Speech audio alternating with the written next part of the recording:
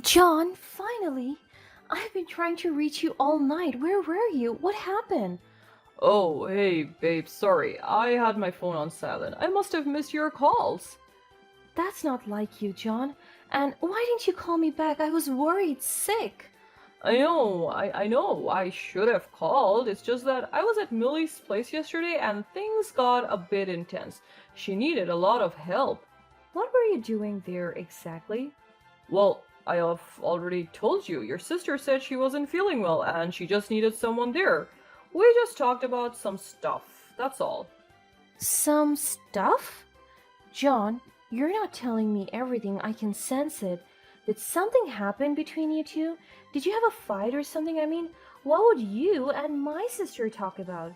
Valentina, it's not like that. We just had a heart to heart talk and she needed someone to listen to her. You know how she can get sometimes. Yeah, I do, but it still doesn't explain why you didn't answer my calls or call me back. I thought something terrible had happened. Valentina, come on. You know me better than that. I just got caught up in the moment. And I'm sorry for not keeping in touch. I was there for your family. I did that for you too. Okay, fine. But it still feels weird, you being at her place all night. I thought we shared everything. We do, babe, and this doesn't mean anything has changed between us. Listen, I'm tired. I gotta go to work. Okay, John, can we talk about it in person when I'm back? Of course. I would love to talk and sort things out. I'll see you later, okay? Yeah, okay. Love you. My name is Valentina, and I'm just your typical office worker. I was engaged to this amazing guy named John, a real catch, if I may say so myself. He worked as a marketer at one of those fancy restaurant chains, and boy, did he make some serious cash. My sister Millie, she's always been the stunning one. She's got those drop dead gorgeous looks and a personality that just draws people in, and believe me, she's always been all about appearances and had this big dream of becoming a model. Can't blame her though. With looks like her, it's like she was born to strut down runaways. But let's get back to John and me. It all started in the most unexpected way. We were strangers who met at a book club, and I didn't think much about it, but one day, out of the blue, he confessed his feelings to me after we finished our lunch. I didn't see that coming. After all, we started going out. We were really happy together. John had this way of making even the most mundane things feel like an adventure. Time flew by like crazy, and before I knew it, it had been a year of pure bliss. That's when John decided to take things up a notch. He proposed to me, and my heart could have burst with joy. I enthusiastically said yes without even a moment of hesitation.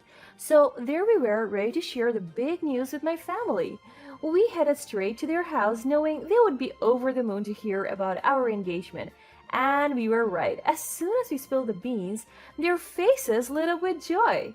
They hugged us tightly, and I could feel the warmth of their love enveloping us both.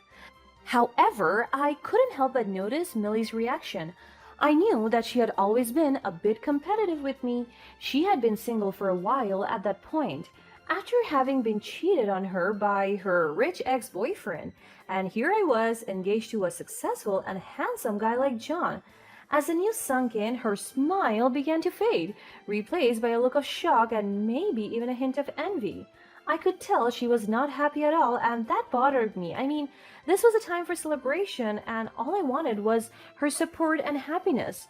But Millie had this way of being subtly disapproving without outright saying it. She was a master of passive aggressiveness, and I could sense the tension building up. She kept glancing at John, sizing him up, and I could almost hear her mind churning with judgment. Then, out of the blue, she came up with this excuse to get John's contact information, pretending it was for some friendly reason. She asked him if they could exchange details. You can call me paranoid at this point, but I swear I could see her through her act. Millie had a habit of undermining my relationships, and I wasn't about to let her create unnecessary drama. But being the person John was, he didn't think much of it and casually exchanged numbers with her. I knew he was just trying to be polite, not realizing the tension that had been simmering between Millie and me for years. As the day went on, I couldn't shake off the feeling of unease. It was like a cloud hanging over what was supposed to be a joyous occasion. Life had a funny way of taking unexpected turns, and this turn was one that none of us saw coming. While I was away on a workation with my company, Millie decided to execute a plan that would change everything. She played it smart, pretending to be sick and needing some company while I was out of town. Innocent enough, right? But she had more than just family bonding in mind. Taking advantage of my absence, Millie lured John to her house. I don't know exactly what she said or did, but she must have put on quite the act. John, being the kind and caring person he was, fell right into her trap. Perhaps he thought he was doing the right thing by comforting my supposedly ailing sister. He texted me to say that he was heading over to Millie's to help her out, and then after that, he just disappeared. I couldn't reach him on the phone until the next morning. As soon as he woke up, I called him. Something in his voice told me that he was trying to hide a secret from me. John, finally! I've been trying to reach you all night. Where were you? What happened? Oh, hey, babe, sorry. I had my phone on silent. I must have missed your calls.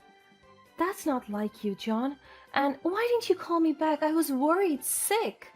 I know, I should have called. It's just that I was at Millie's place yesterday and things got a bit intense.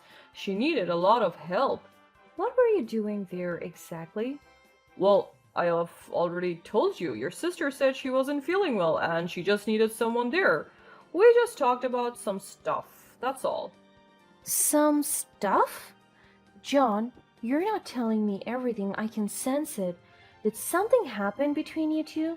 Did you have a fight or something? I mean, what would you and my sister talk about?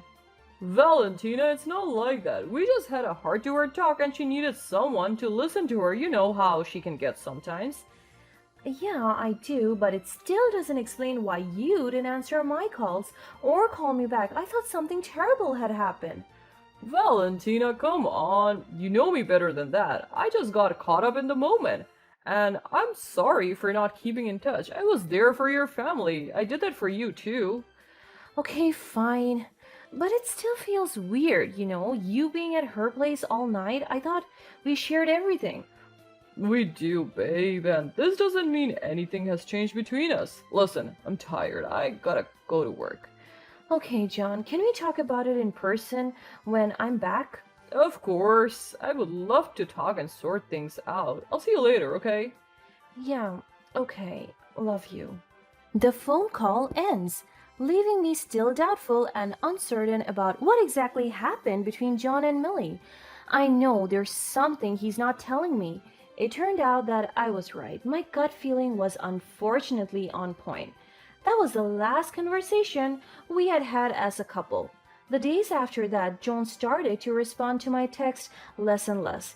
He wouldn't pick up the phone when I called, and I didn't know why. 2 weeks later, as soon as I was back from my trip, I received a text from Millie, of all things, breaking the news.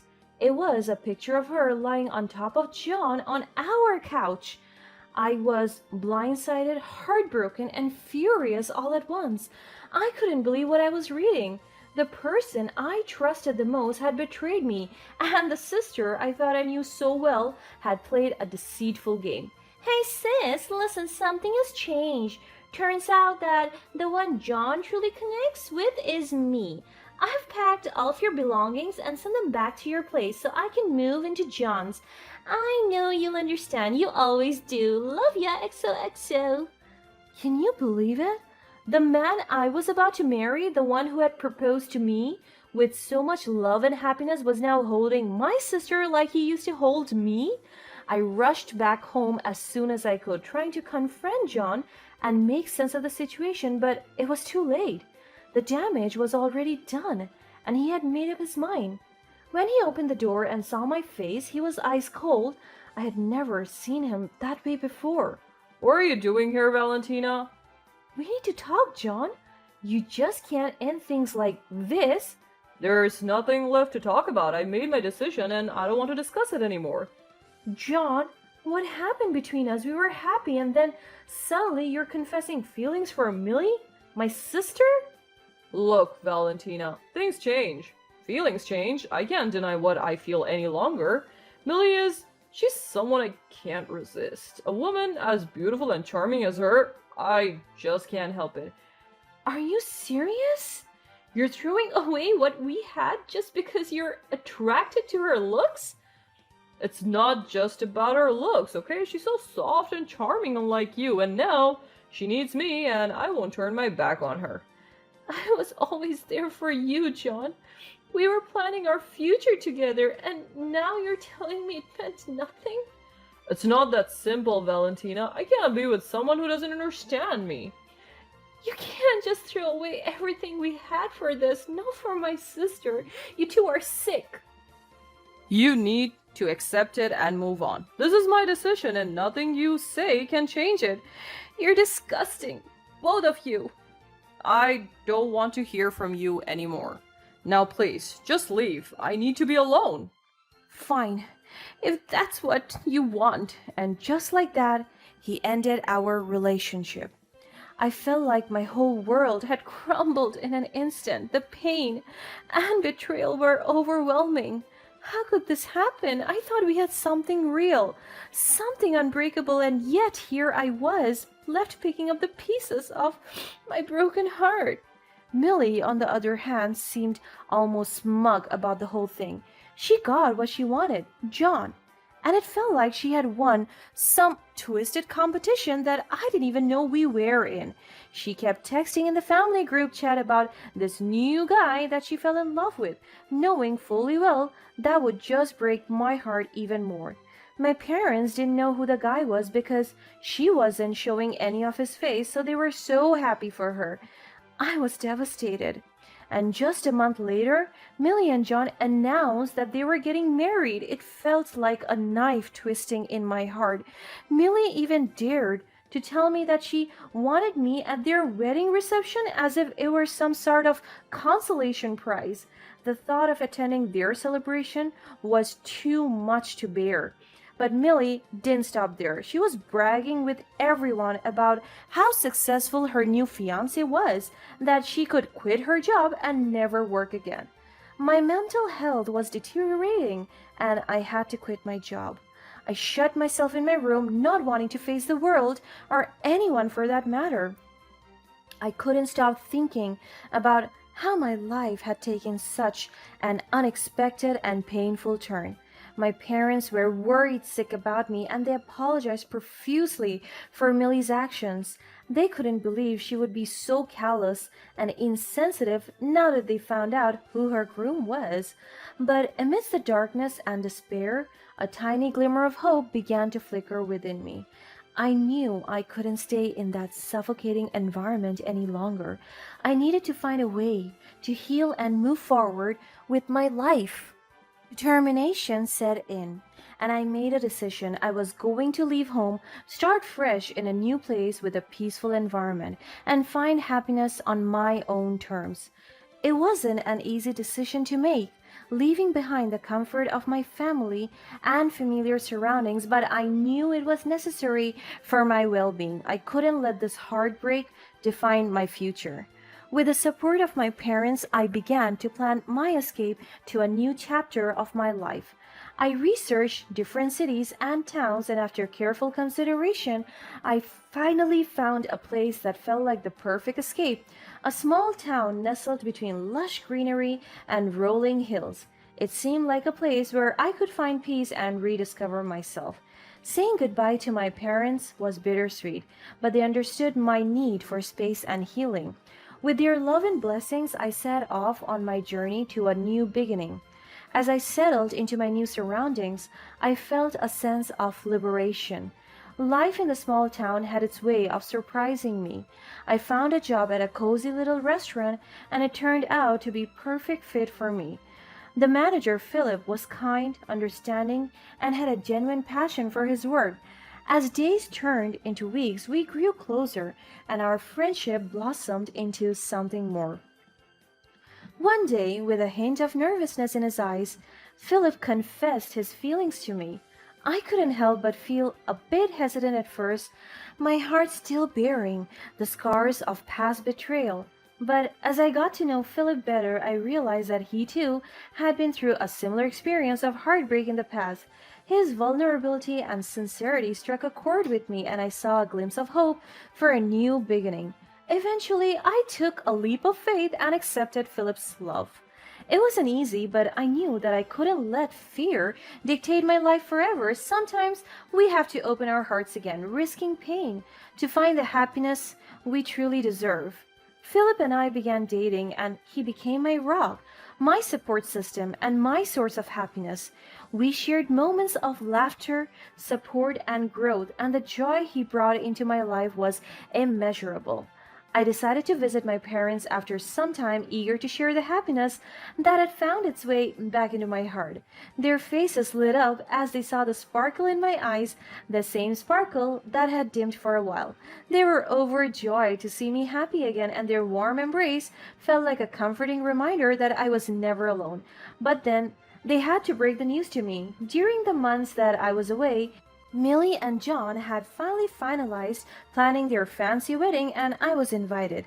I hesitated and then agreed to come. With Philip by my side, I was ready to face my past. Attending Millie's wedding as Philip's girlfriend was a bold move, but I wanted to show that I had moved on and found happiness. Surprising both Millie and John was an understatement. Their jaws practically hit the floor when they saw me walk in on Philip's arm. But the biggest surprise was yet to come. For some reason, John was extra nice to me and Philip that day, addressing Philip by his surname. As the wedding day unfolded, I finally asked Philip what was going on. That was when I discovered that Philip was more than just a manager at my restaurant. He was the heir to the whole chain with multiple locations across the country. And believe it or not, John was working for the very company Philip will soon own. Talk about a twist of fate. Philip knew my past, so I could see the anger and disgust in his eyes every time John came around. In the next few days, Philip made some calls. He got John fired in a blink of an eye. To add salt to the wound, John and Millie couldn't pay off the debt from their lavish wedding. All those grand plans they had, their dreams of a fairy tale marriage, came crashing down around them. It was tough to watch, but I knew they had brought this on themselves. Millie, who was so keen on material wealth and appearances, was now facing the consequences of her choices. She was determined to get an annulment now that John was broke, but it seemed like the universe had other plans for her. Even my parents, who had been so blinded by Millie's charm in the past, finally saw her for who she was. They refused to support her any longer for her terrible behaviors. The truth about Millie's manipulative way had come to light, and it was a painful awakening for everyone. Nobody wanted to help or befriend her anymore. She had to struggle to make ends meet. As time went on, Philip and I continued to build our lives together. With his inheritance, we had the means to travel, explore, and create memories that would last a lifetime. But more importantly, we shared a deep bond of love, trust, and respect that made our relationship stronger with each passing day. Together, we ran the restaurant chain smoothly and became the power couple everyone was dreaming of. Looking back on my journey, I realized that sometimes the most painful experiences could lead us to our greatest blessings. It wasn't an easy road, but it brought me to a place of strength, resilience, and love that was truly worth fighting for.